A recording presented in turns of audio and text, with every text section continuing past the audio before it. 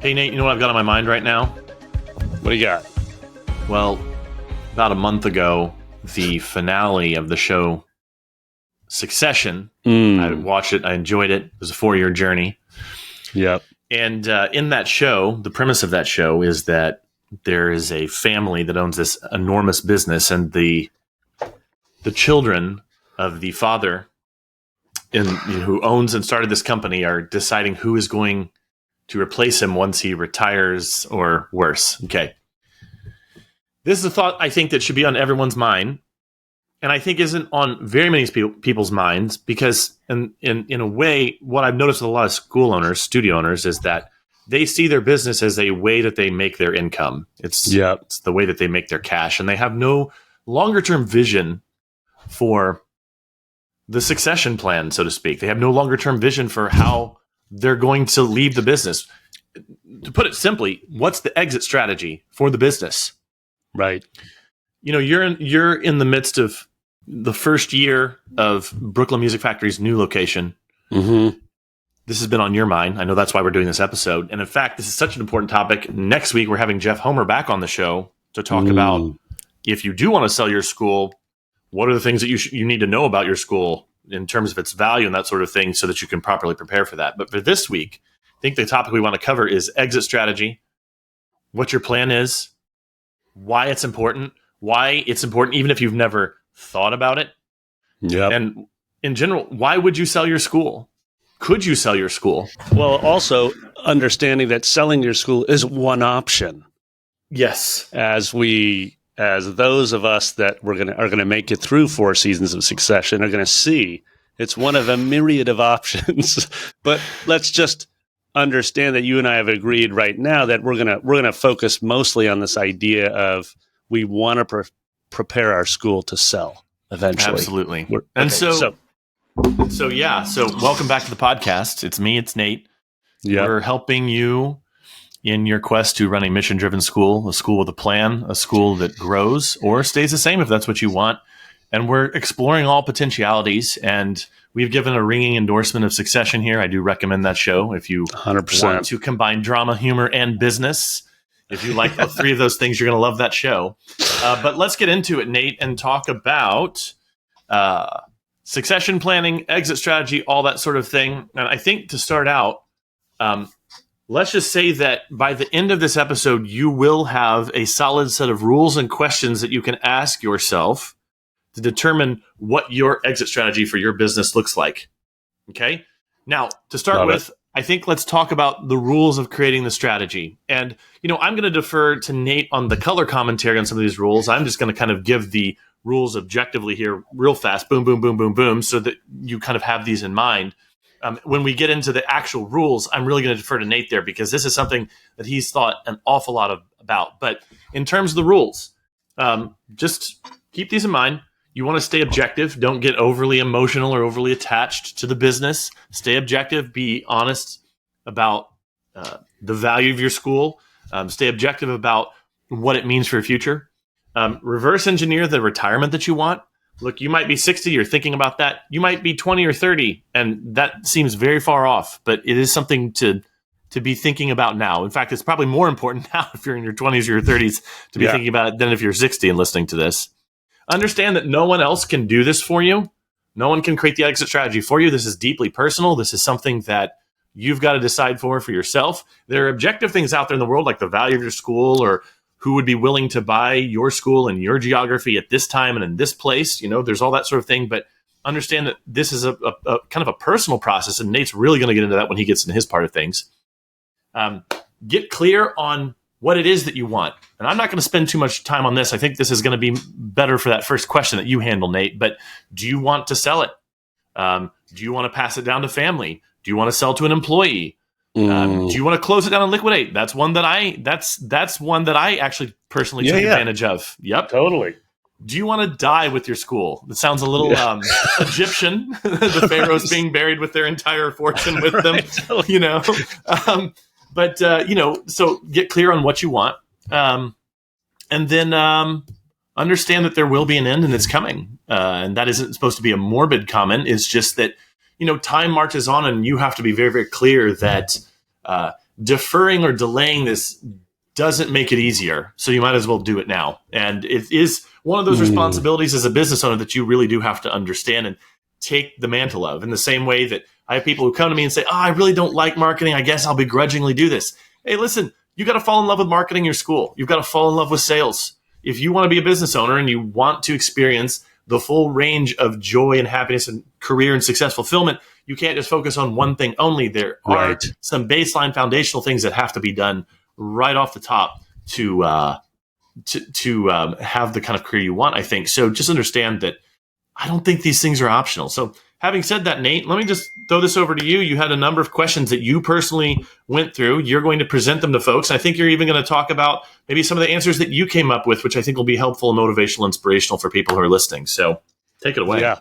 I think the first thing you want to fundamentally ask yourself, and this is the type of episode, Daniel, where for our listeners, you definitely want to take out your notepad, take some notes, write these questions down, whether or not you have the bandwidth to answer them today, or it's like you're going to wait till your annual planning. Definitely write this stuff down. Like Daniel just gave you a punch list of all the possible outcomes. Get that sucker down on paper somewhere. Put it in your Evernote. Mm-hmm.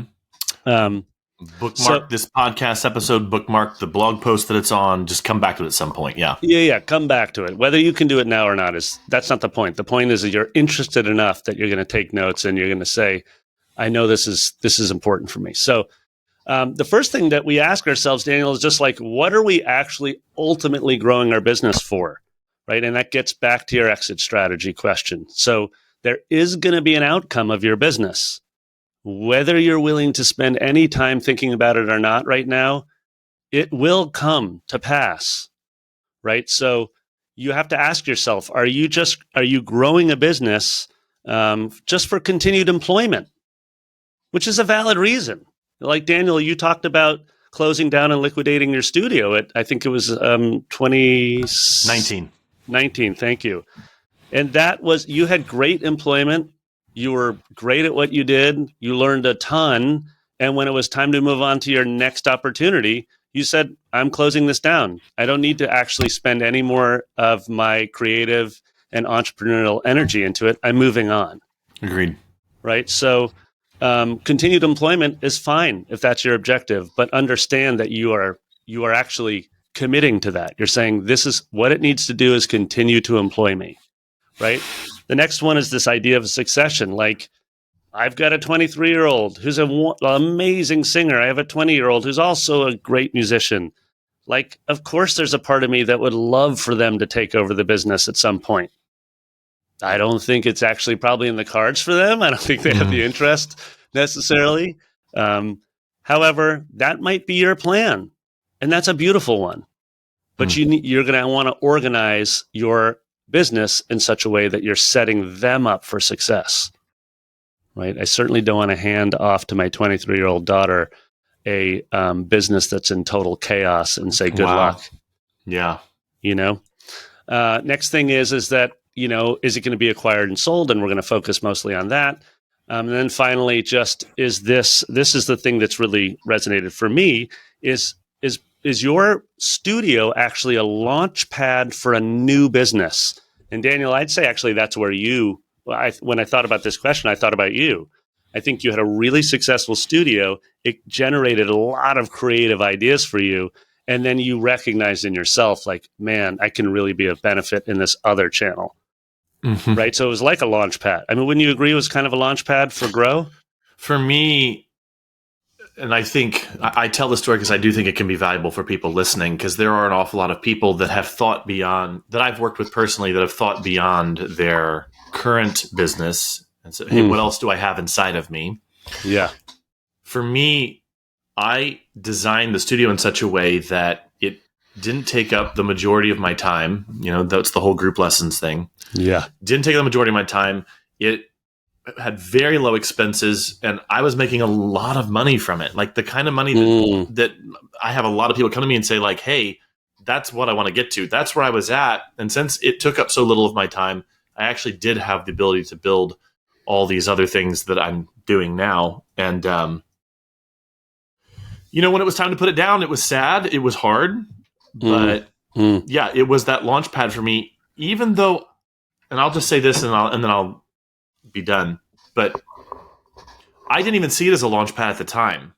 Right. I just built it to be the best thing it could be. And that ended up being the launch pad that I needed. I really thought that I was going to be teaching piano and music into my 60s, and that I would have these other side hustles that I was doing on the side. And it just turned out that the thing that really took off and blew up for me happened to be my industry. There's a lot of things I did outside of the music education industry prior to starting Grow Your Music Studio and 7FMS and grouplessons.com and all that stuff. Like there's all that. Like, I'm not going to even get into all that right now. It's just that I thought I was going to be a career kind of guy, and it just ended up not turning out that way. But again, to your point, Nate, I built something that allowed me a lot of flexibility. So I was thinking about an exit strategy, even though I kind of wasn't. Well, I think that this, you raised the point, which is that I, much like you, never thought of Brooklyn Music Factory as a launch pad to something else, with one exception that I'll get into later in the app. But it turns out, like in your case, as I've gotten to know you really well over the last, in the years that we've been working together, it's like not surprising at all to me that a lot of the input you give to, our 7FMS clients in this podcast is around like systems, and then of course around marketing and sales, which I think you're really, really strong in. But so you were just always working in that systems mindset. And then, fast forward many years, now we're realizing like, oh, that's actually really beneficial to a lot of listeners, because not everybody goes into business with that same mindset. So we're gathering, we're able to benefit in new ways. Yeah. And that's actually really what's at the heart of this episode, is that even if you don't think you need, quote unquote, an exit strategy episode, this is really about building a business that does give you a lot of options. And if you think long-term, whether it's to selling the business, giving it to a family member, selling to an employee, like whatever, doing this work now makes you more clear on the work that needs to be done. It gives you a North Star to point your ship towards, so to speak. And then you end up having a really smooth, efficient business that isn't very stressful, that runs well. And then again, it just gives you options. Gives us options. Yeah. And as my wife Jessica always says to our children, listen, it's much better to have options and choices rather than to find yourself left with somebody else giving you one choice. Yeah. So, okay, I'm going to close out question number one, which I'm going to repeat again for the benefit of our note takers. What are you ultimately growing your business for? The last item that's on there, which is we hear about all the time, like in Silicon Valley lore, is like world domination. Maybe you're actually growing your studio with the intent of becoming, the largest music school in the country. Yeah. Like that's also a totally viable option. And it's at very least your city, Yeah, or your city or your town or whatever, just like you want to dominate this market. And that's, good on ya. So question number 2 is, how much longer do you plan to occupy your role and work in your current capacity? I think I'll say that again. How much longer do you actually plan to occupy whatever roles you have in your company? Likely you have multiple roles, and work in your current capacity. Yes. So this is a huge one for me, because I'm going to get to this in a moment I'm going to actually literally read you my answers from about 3 years ago. Just so you get a snapshot of where my mind was in early 2020. But you need to know yourself. Like if you're clocking 13-hour days right now on your studio, and you're director of marketing and sales, plus you're teaching 5 days a week, plus you're running payroll, so now you've got all these different hats you're wearing, you do need to be able to clearly answer the question, how much longer can you actually sustain all these roles and this level of effort?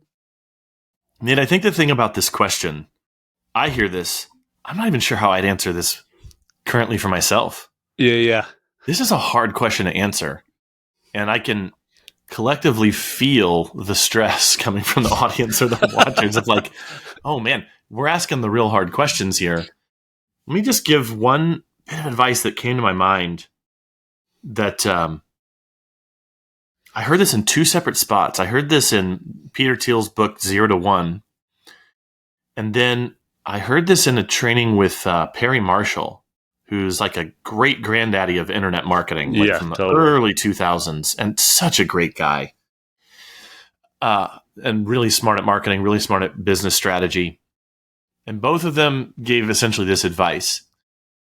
If you're still doing the same job 6 months from now that you are right now as the owner of your business, you're stagnating.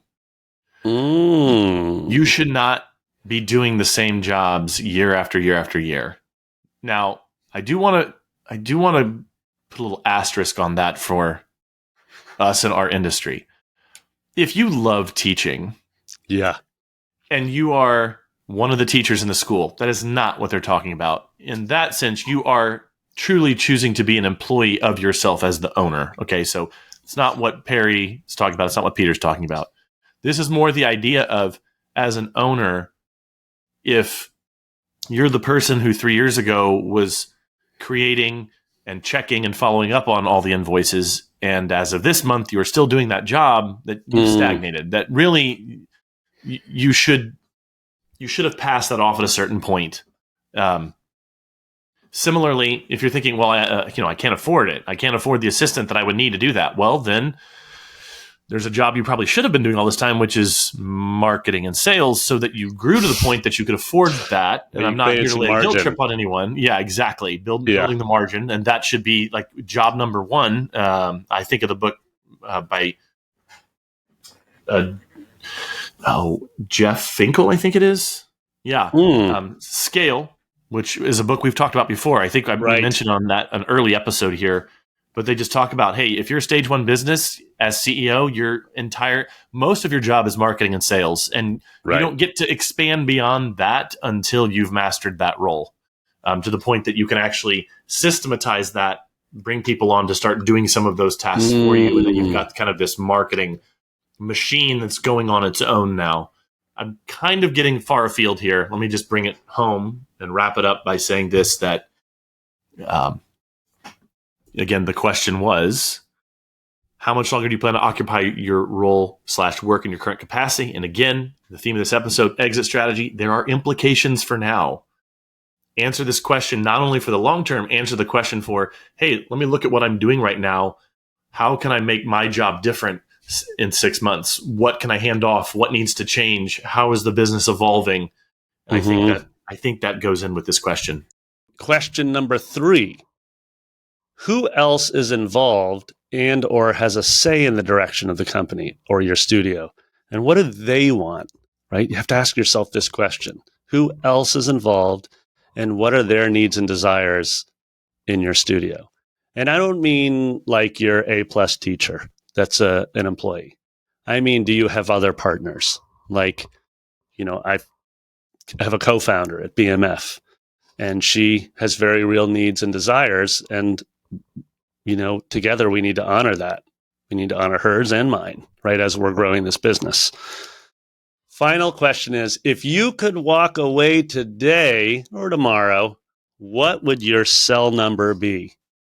In other words, if you were just going to step away from your studio in 1 month's time, and what's the dollar amount that you would be comfortable walking away with? And I'm reminded of this. This happens in New York City because it's the most ridiculous real estate market. It's just absurd, right? Yeah. It's working at an absurd level, but this happens. You hear these stories all the time where someone comes up and knocks on your door and says, are you thinking about selling your home? And of course, anybody who knocks on your door, you're like, sorry, sir, this is a scam, step away. Right. But they say, what's the number that you would walk away today with? And they'll literally just sit there and be like, I will write you a $2 million check right now if you're willing to part with your home. And so you hear these stories, and the crazy thing is you actually hear of people saying yes to them. And then getting a cash offer and leaving their home of. So the point is, this is actually a valid question for you in the studio you're building, right? So there's not a lot of questions we need to answer. There's 4 solid questions. And I'm ready and willing to share my answers of those 4 questions from a few years ago. And then if you want, Daniel, we could just dive straight into that. I'd love that. I want to make a comment on number 4 there, just very briefly. Okay. And that is, if you're sitting here thinking, well, I don't even know what's realistic to sell my school for, I would just say, tune in next week. We're going to have a conversation with Jeff Homer. And he actually goes into, this guy has bought over 40 music schools. He's been the cash offer guy that's knocked on the door and said, hey, I will buy your music school.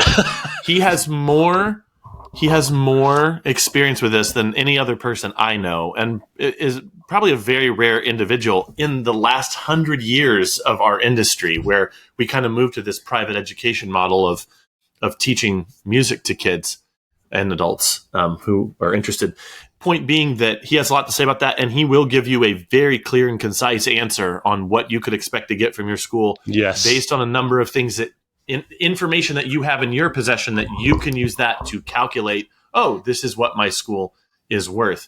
And if there is a difference between what you would want to sell it for and what it's currently worth, well, then now you've defined your work. Now you've actually defined, and it's no longer a dream. It can actually become a project. It can actually become something that you work towards. So that's the only thing I'd say about question 4 there, Nate.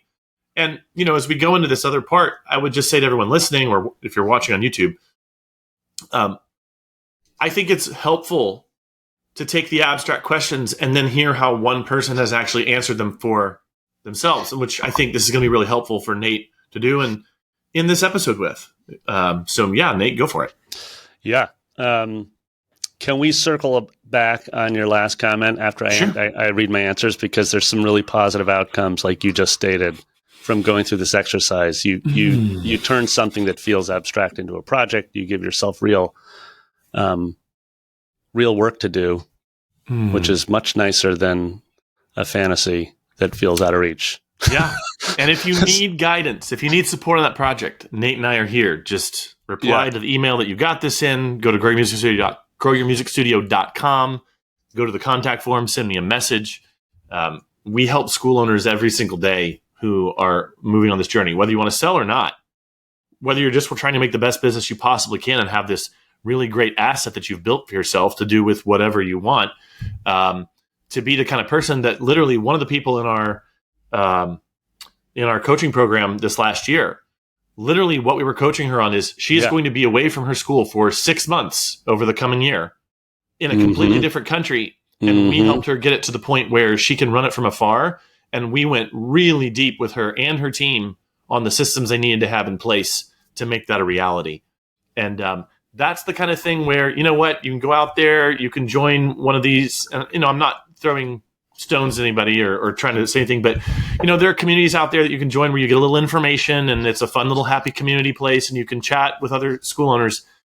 If you're serious about building an awesome business, that's where you kind of step it up and you're like, hey, I think I need individualized advice, individualized mentorship.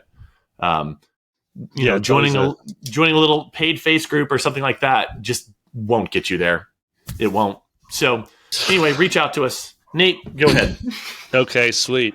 Totally. It's always, Daniel, it's always in my experience and your experience, because you and I talk a lot about this on our own, just as friends, but it's always a combination of valuable information you trust plus implementation. And that implementation comes through the accountability of a coach or just a community of people that you really will actually answer to, whether or not you've done the work. This is an example of the work. We're saying, hey, you got to go through these questions. You got to really give them thoughtful answers, and you have to do it from an objective place. And of course, there's some subjectivity in this, what you want, but you got to actually do the work. And I think that's what you're speaking to. Is like, when we say build a serious, it's like, can I quote Succession? You are not serious people. That's dad to the kids. Okay, so the first question is, what are you ultimately growing your business for? This is how I answered it. I answered it years ago. So I feel comfortable sharing the answers because I'm going to say this right now, that we are not the same people we were 3 years ago. Yeah. Right? We change. That's the one constant is change. So we have to be okay with doing this thought exercise, answering these questions, then putting them on the shelf and then revisiting them, a year, 2, 3 years later. That's totally fine. Right? So here's where I was back in 2020. I'm growing the business for a few reasons. I said, I want to establish a legacy of music education in Brooklyn that long outlasts my shelf life as an educator and mentor to young music teachers. So this is interesting to me because it's really important that I'm benefiting teachers. So I see myself as a coach to teachers, providing curriculum and support so that they can be that ripple effect. They can have a really powerful effect on their students. I want to help establish a permanent home for generations of families to continue to benefit from our approach to music education. Talked at length about that, right? Game-based songwriting approaches. So it's valuable to me. And then number 2, I want this to provide a launch pad, a launch pad, Daniel, for more business adventures. So much like you, Daniel, I basically realized I'm a serial entrepreneur. I like to build things, right? So I love to launch new ideas, new companies when it's appropriate. So I said I want a launch pad to for more business, and want a curriculum company, an online global community. Hello, Daniel. Here we are, 7FMS. This is a music software company that's happening, and a music retreat center that has not happened yet, but is definitely still on the list. Okay, and then finally, number 3, what am I growing my business for? I'd like to sell a portion of my equity within 5 years and create the financial security to allow my wife to stop working and be able to live and work remotely with 2 to 4 months off the grid per year for retreats, etc. So I think I've mentioned this before on the podcast, but Jessica and I have a home. It's on a tiny island in northern Maine. It's remote. We love it. It's a refuge and retreat for me. Daniel, you and I were just talking. Maybe you'll visit this season. But the point is that's back then I was like, I want to make sure that becomes a reality, that I can be there for 2 to 4 months a year. Dig it? So that's Absolutely. What I'm growing the business for. That's what I was then. Any questions, comments, concerns, or jokes, Daniel, before I go to number 2? No, keep going. Okay, number 2, how much longer do I plan to occupy the role in my current capacity? Keep in mind, I answered this in early 2020. So this is pre-COVID. I would like to replace myself as CEO, CFO, which is what I always consider myself, of Brooklyn Music Factory by June of 2022. I intend to begin working remotely as CEO, CFO 4 to 6 months per year by June of 2021. Clearly, that did not happen. I have not replaced myself, and I am not working remotely 4 to 6 months a year. I'll work remotely 2 months a year, but not the end goal. And obviously, there were things outside of my control. Yeah, there are big changes that happened, and this is a couple years old. So, but notice how amazing it is to actually, I read that out loud. It's really beneficial to me to reread where I thought I needed to be by June of 2022 back then. And to now be like, it's, we're deep in 2023. Do I have clarity on my future? Right? Given all the changes that happen. Okay. Question number 3, who else is involved or has a say in the direction of the company? What do they want? Well, my business partner, right? And my assessment of her wants and needs were the following. She desires a local business that provides a lifestyle allowing her to raise her children. Her children are much younger than mine. So she's in a different chapter of life. She wants to work 6 hours per day tops. And then during the camp season, she's willing to work an 8-hour day. So she's the director of camp. She continues to be. She's a total badass at it. We've had her on, I can't remember which podcast app, but if you want to learn more about her, we had her on in a previous episode talking about developing a profitable summer camp. Anyways, her main concern is that our Brooklyn location is operating efficiently and profitably. That was her main concern. So let me discern that for our listeners for a moment, because we were saying, who else has a stake in the company that I need to be aware of as I'm designing my future and my exit? And it's my partner. And notice that for Nate, it's about building new business opportunities, creating this software company, this curriculum company, etc. But that's not the same needs for my business partner. So I'm sort of balancing these and understanding that we can both actually get what we need out of the company, but we have to be clear about each other's needs. Dig it?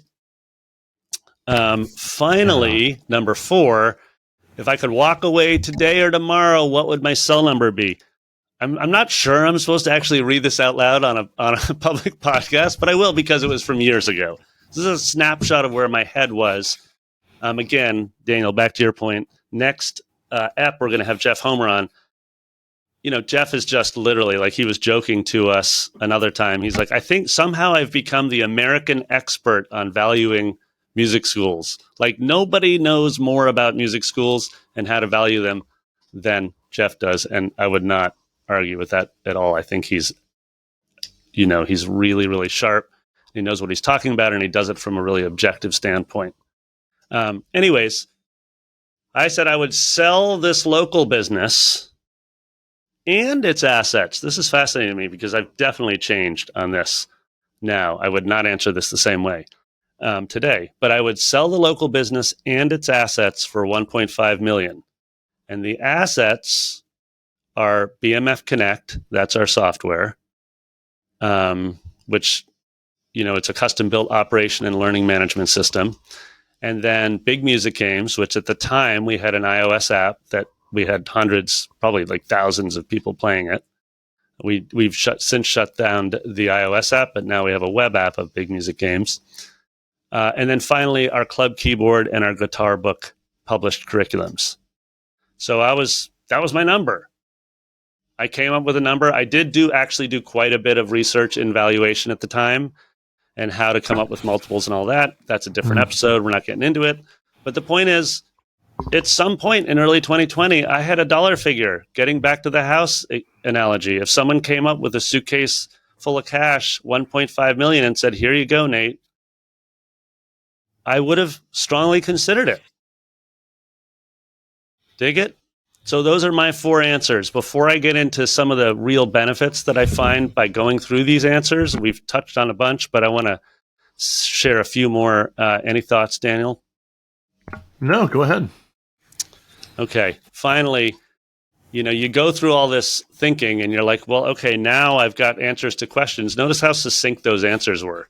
Right? It wasn't like long run on. I mean, you've seen my Evernotes, dude. You were just commenting on my like 50 paragraph Evernote I sent you the other day. This one was very simple answers, right?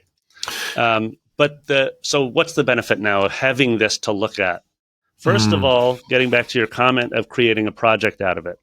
Well, if I want to actually sell my business, for example, for that 1.5, then things need to be in order. My legal paperwork must be in order, right? My financial fluency must be at a level where I can actually share financial documents that are organized and that are clean and that are ready to present to a buyer. Right? So now I'm starting to get real projects for myself, like, have I ever actually created that partnership agreement? Do I actually have that trademark?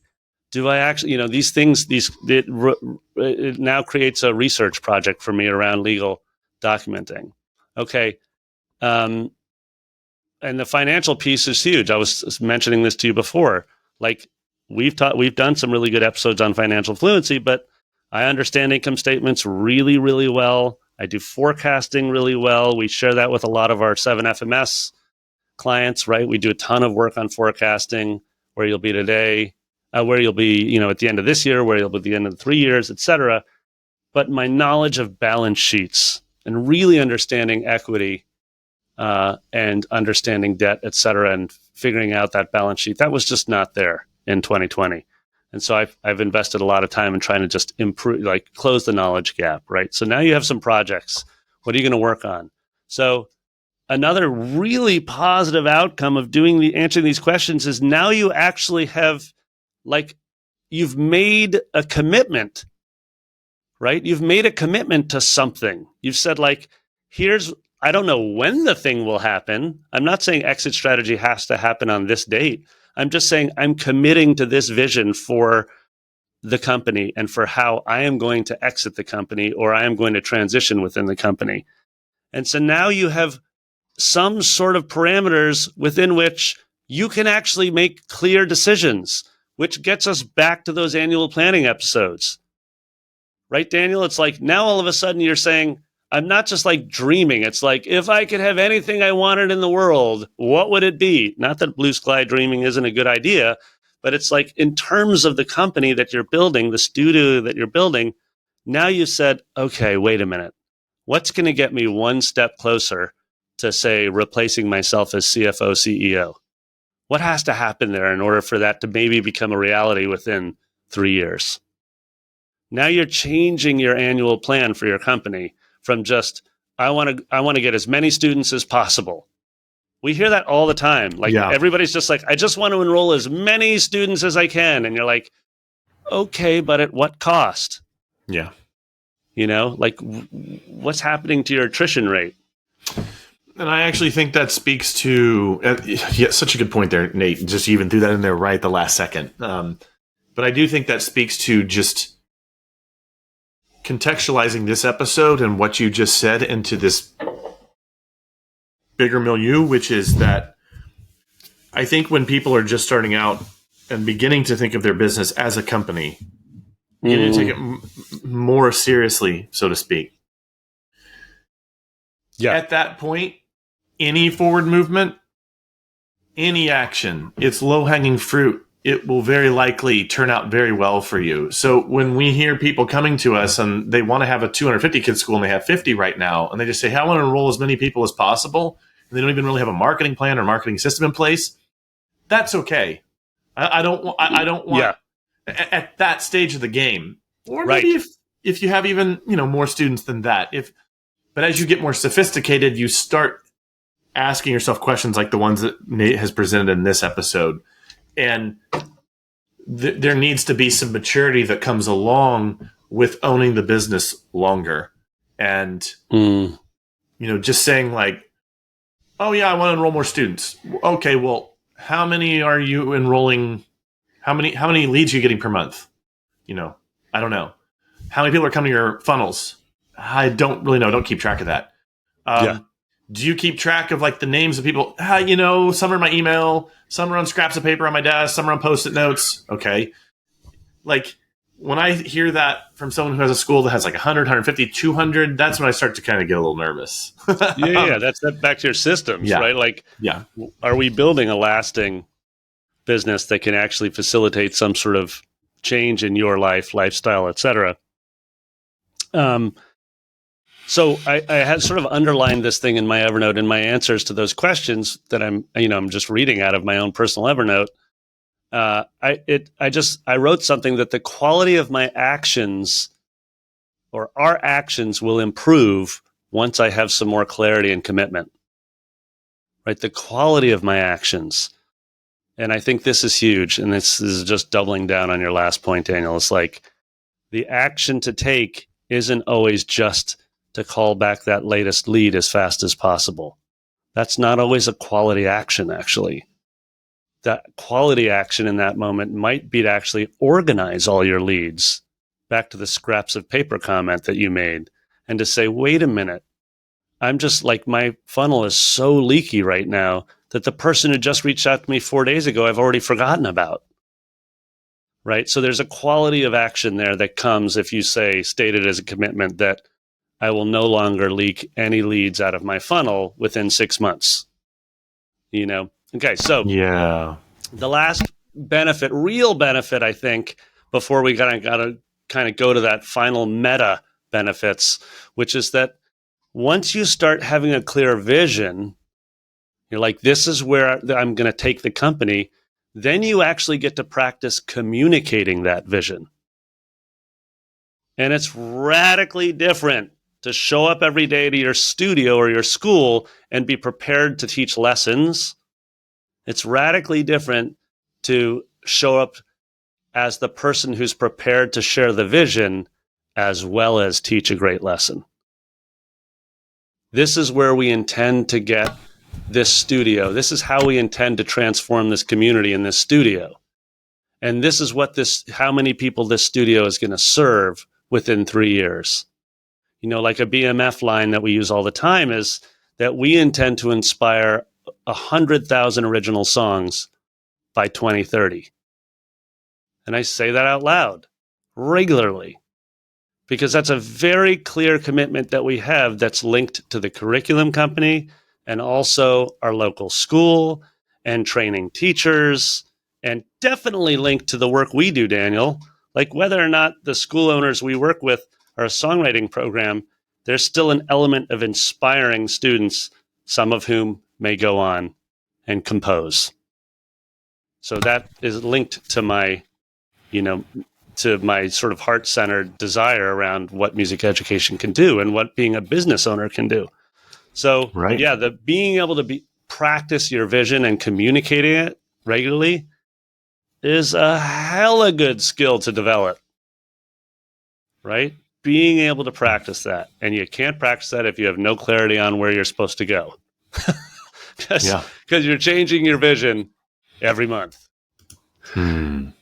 Okay, I'm ready to wrap with just a couple of bigger bullets that are sort of more, maybe they're more succession-y.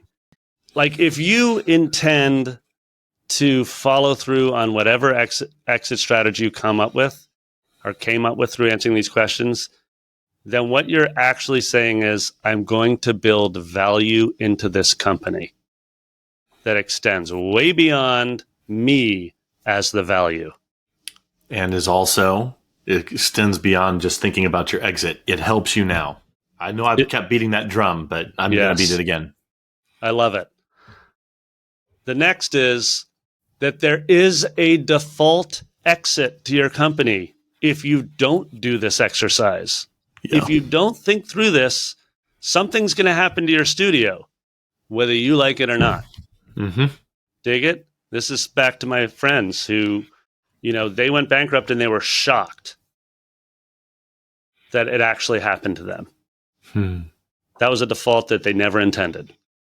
They weren't actively, they may have been, and it'd be interesting to get them on this podcast sometime to talk about it, but they weren't proactively defending against bankruptcy because they'd never just actually written that down, that could actually happen. Yeah. And I just have to say, again, I said this earlier in the episode, but the default future, that's actually a concept that one of my coaches really impressed upon me, that we can be passive. Yes. That's our right. We can internally grate against how this world is an entropic world, that things do break down and that energy has to be put into things. We can internally rail against that, but when you fight against reality, you lose 100% of the time. And I would just say that the sooner you start taking these questions seriously, the sooner you're probably on the pathway towards having a much more peaceful experience of your career presently and a better outcome later. Yeah, love it. No question. The final piece, and this is where it can be dark, but actually I view this as a very motivating comment, which is that if I don't plan actually for my death, that the business will simply fall into chaos. And I'm going to keep it very real. I wrote this in my note when I was answering these questions, is that it is my responsibility to leave this business to Jessica if I pass in a state where she could actually do something with it and get value out of it. Right? Let's just be really clear. A, we will someday no longer be on this planet. B, we actually have no idea when that will be. Those are the only certainties in period. So we just don't know, regardless of how much effort, Yeah. like, Daniel, you and I are putting into being around for as long as possible for our loved ones. We don't know this. So from this, Yeah, it's death and taxes, man. death and taxes. And even taxes, honestly, there are plenty of people that have gotten good at avoiding them. But what the reason why it's inspiring to me is because I think about the person who could be benefiting from this entity. And, it's my children or it's my wife. And so I don't want to abdicate that responsibility. I want to create a studio, or in this case, a multi-teacher school / curriculum company, etc., that if I were no longer to be able to, serve as CEO, CFO, and couldn't support the school, that I would leave it in a good enough organized shape that others could get value out of it. And frankly, if nothing else inspires you to at least answer those 4 questions, I hope that does. because you're building something of value. If you're taking the time to listen to our podcast here, you're definitely building something that could be very valuable, a really valuable asset, and it's not just to you. Could be to others. So that's what I got for you, Daniel. I've read you my entire Evernote of answers. Yeah. I don't know if this is the place to say this, but something you were saying there in that final point just reminded me. This was maybe 10 years ago. It was on a podcast. A gal named Chanel Reynolds.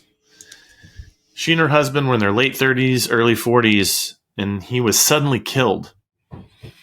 And he had been in charge of a certain number of things in the household, and she had been, and in the chaos following his very untimely and sudden death, I think he was in a car accident or something like that. She said, I was dealing with all this grief and all these sorts of things, and then our lives started falling apart because I didn't know how to get into this account. I didn't have passwords for this sort of thing. And totally. On top of all this stress was this other thing. And so she created a site. It's called getyourshittogether.org. Nice. And she actually created a checklist of things she wished that she had done. And I actually printed this out, and my wife and I went through it together. Like, here's the safety deposit box key. This is passwords to my accounts, passwords to your accounts, like all these sorts of things, so that if the unthinkable happened, we were prepped for it. Don't know why it came to mind after all these years, but I think it's kind of the same idea, except for your business, just being thoughtful, it's a wake-up call. We don't like to think about this stuff, but hey, we cover the hard topics, Nate. That's what we do here on this podcast. I feel like that should be our, because we're working on this new sort of business blueprint mastermind that's totally badass, and I wonder if our website should be get your shit together, get your music school together.org. yeah. Make a checklist to be sure that if the unthinkable happened, that you'd have your shit together. So, okay, well, I find this topic to be super inspiring for me, and frankly, the last time I answered those questions was in 2020, so might be time for me to hit them up again this summer. It's it isn't always a fun process. It isn't always an easy process. You mentioned a couple minutes ago that your examples that you gave about 20 minutes ago, you could say them like that. Yeah. But the thought that has to go into making them that simple, that is the work of days or weeks of really thoughtful thinking. And the truth is it's just easier not to do it. And every year I have to push myself to take the long-term view, to do the annual planning, to think about the future. But the only way to predict the future is to create it, and the only way you're ever going to do that is to plan, and the only way you're ever going to do that is to be really thoughtful about and be very specific about the outcome you want. Doesn't mean you'll get it, doesn't mean it's promised to you, doesn't mean it's guaranteed, but I don't know of a way to tip the odds in your favor to create the kind of future you want for yourself, your family, people you love, your school, your colleagues, your employees. I don't know a way to put the odds in your favor to creating the thing you want other than to do what we've talked about here and in our annual planning episodes. Mm. Yeah, I love it. I think that you that comment you made of like, you're not guaranteed to get the outcome. I was not guaranteed to get the outcome. I had no idea that the world was going to shift the way it did Yeah. when I made these answers. But you know what I was guaranteed was a different type of action that I was going to take because we spent the time, like you said, we spent the time to think more clearly, and then I spent the time to surround myself with people that held me accountable to that commitment. I mean, I've mentioned this to you before, but at some point you sent me this great audio series on commitment that was really a straightforward piece.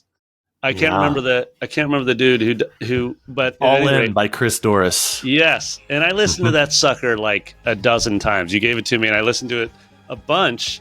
4 years ago. And the premise is so straightforward. It's like, okay, if you have clarity of purpose, you've defined an outcome, whether you're going to get it or not, are you committed to it or not? Yeah.